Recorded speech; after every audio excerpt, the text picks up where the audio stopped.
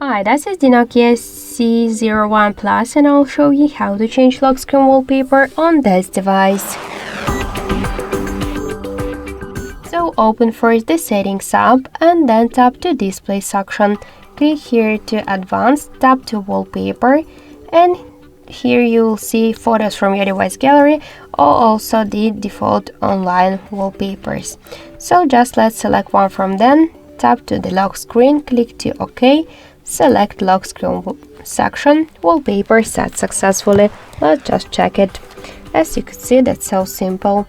And also we could make it by another way. Just hold for a while home screen with your finger, tap to the wallpapers, and by the same way select one from your wallpapers from your device. Or for example, I'll use the download one. Just you could see the preview on the home or lock screen. Okay, let's select one from them.